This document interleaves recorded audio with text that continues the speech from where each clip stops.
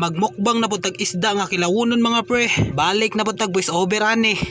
Grabing lamia ra ba oh. Basta kinilaw na gani ang atong hisgutan di ara mga pre. Di jud na nato atrasan. Bahalag mga burot ng atong sipon di ara. Kubkob pati plato. Tirada pre. Karong adlaw mga pre. Tirada na pud anig kinilaw na isda. Kay lagi dugay-dugay na pud tawa ka kilaw ani isda. Bisag unsa pa nga klase nga isda mga pre. Basta di lang makahilo. Kilaw jud ta na. Wa na hiwa ha. Kob-kob na largo. Kay grabing pulaha sa suka. Nang hunaw ra ba ko dara ha. Bitaw mga pre. Tamis jud na basta kinamuton.